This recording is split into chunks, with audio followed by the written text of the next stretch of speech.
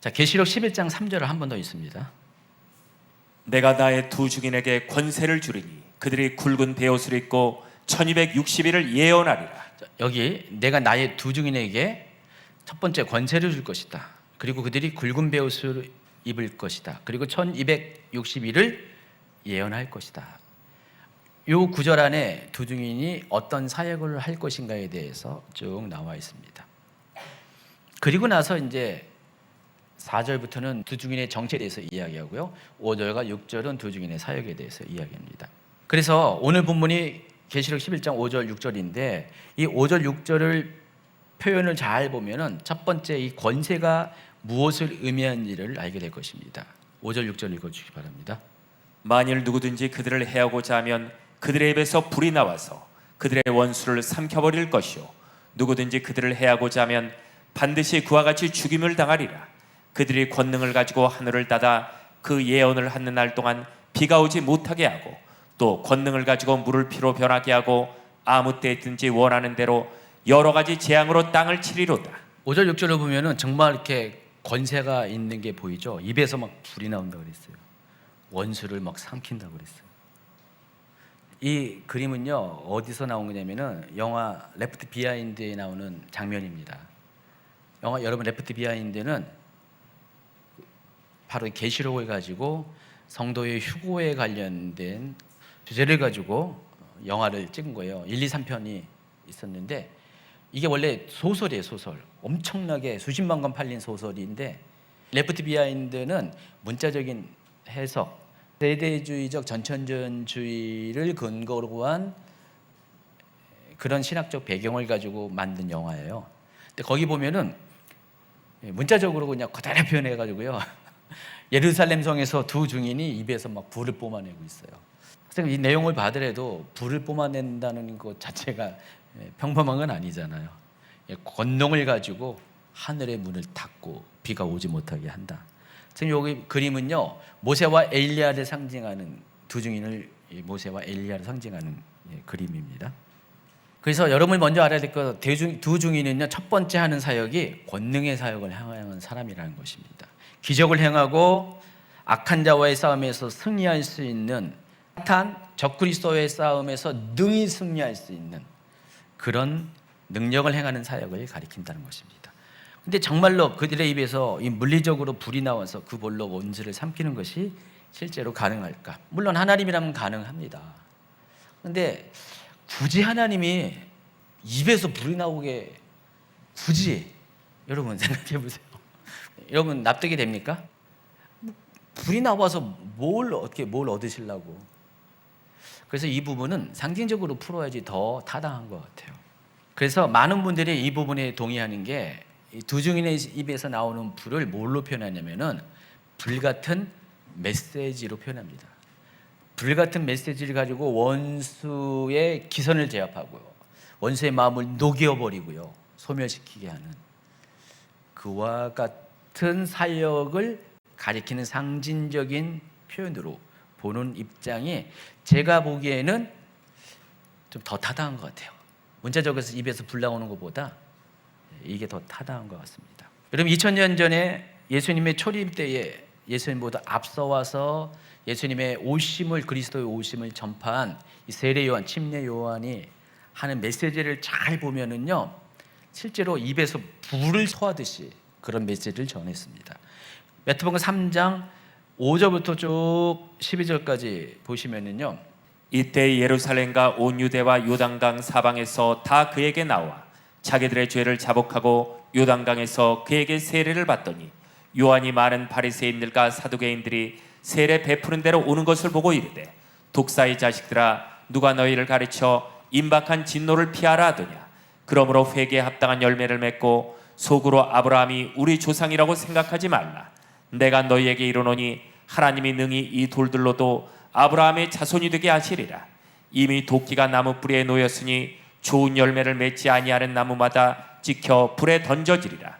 나는 너희로 회개하게 하기 위하여 물로 세례를 베풀거니와 내 뒤에 오시는 이는 나보다 능력이 많으시니 나는 그의 신을 들기도 감당하지 못하겠노라.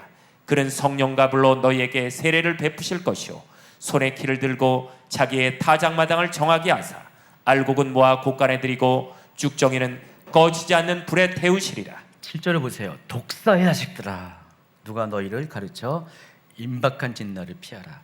아마 그 현장에서 여러분이 보면 세례 요한의 입에서 이와 같은 말투로 어느 누구도 두려워하지 않고 권세 있는 자들이 막 나오는데, 독사의 자식들아 할 때 어떻게, 여러분 그 메시지를 듣는 자들이 보면 어떻게 볼까요? 불을 토하듯한 그런 강력한 메시지로 느끼게 될 겁니다. 손에 키를 들고 자기의 타작마당을 정하게 해서 알곡은 모아 곳간에 들이고 쭉정이는 꺼지지 않는 불에 태울 것이다.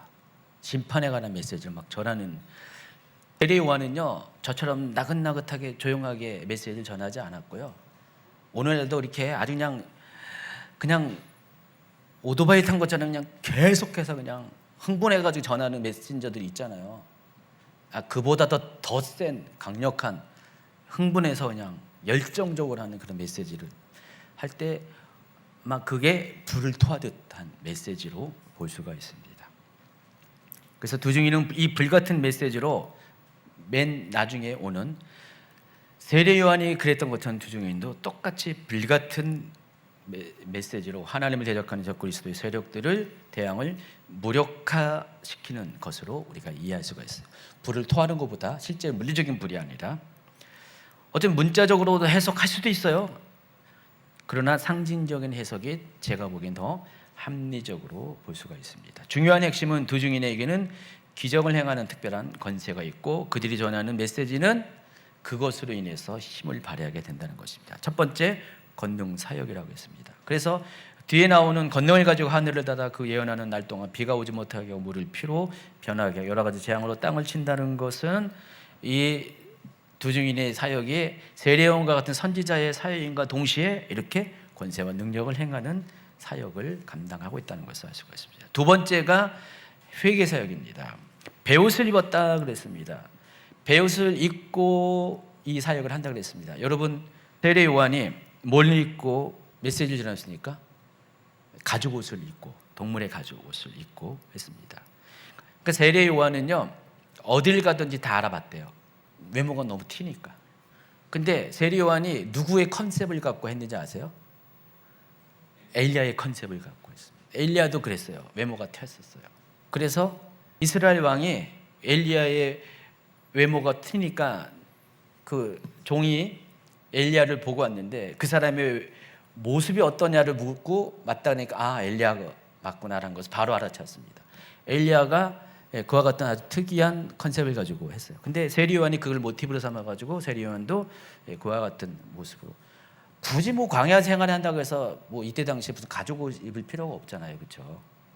그럴 필요도 없는데 엘리야를 모티브로 해서 했어요. 근데 여기 마지막 때 두 증인은 굵은 베옷을 입었다 그랬어요. 아까 불 토하는 장면에 보면은 약간 베옷 비슷한 거 있는 거 봤죠? 문자적으로 이렇게 표현하니까 그렇게 표현했는데, 근데 실제로 굵은 베옷을 입을 수도 있고 아닐 수도 있다라는 거예요. 앞으로 더 시간이 가면은 더 현대화된 시대에 굳이 뭐 두 증인이 굵은 베옷을 입고 나올까? 기대가 되기도 하네요. 그렇게 할 수도 있어요. 문자적으로 그냥 그대로 받아들일 수 있는데, 근데 여기서 이 굵은 베옷이 상징하는 상징에 더 초점을 갖춰야 돼요. 그래서 굵은 베옷에 상징하는 것은 회개예요. 아시죠? 회개할 때는 굵은 베옷을 입고 회개합니다. 그래서 2000년 전에 광야에서 회개의 그 복음을 외친 세례 요한의 모습과 동일하게 마지막 때 등장하는 두 증인도 앞서서 권능 사역을 한다고 그랬죠. 또 한 가지는 회개를 하게 하는, 사람들로 하여금 회개에 이르게 하는 그런 사역을 하게 될 것을 예고하고 있습니다. 세 번째, 마지막 두 증인의 사역은 1260일을 예언한다 그랬습니다. 자, 이 부분은 지난 강의에서 설명을 했고요. 두 증인이 전하는 예언의 내용이 무엇인지에 대해서도 이미 설명했어요. 뭐라고 했어요? 그 펼쳐진 작은 두루마리에 기록된 하나님의 그 비밀을 전하는 사역. 이게 뭐라고 했어요? 그리스도의 다시 오심. 더 구체적이게 하면 공중강림, 그리고 동시에 일어나는 성도의 휴거와 관련된 메시지, 펼쳐진 작은 두루마리 책에 써 있는 하나님의 그 비밀을 전하는 사역이 두 증인의 사역의 또 핵심이라는 것입니다. 두 증인은 1260일을 사역한다 그랬어요. 42개월로 표현할 수도 있고 3년 6개월로 표현할 수 있어요. 한때, 두때, 반때로 표현할 수 있는데 굳이 1260일이라는 것은 두 증인은 1260일 동안 3년 6개월 동안 쉬지 않고 사역한다는 거예요. 매일매일을 사역하는 거예요. 매일매일. 여러분 예수님도 보시면은요 안식일날 쉬셨나요? 아니요. 예수님은요 안식일날 더 많은 일을 하셔가지고 그것 때문에 예수님이 욕을 먹고 공격의 비밀을 받게 됩니다. 예수님조차도 안식일날 쉬지 않고요 3년 시간의 공생애 동안에 날마다 전하는 사역을 했습니다.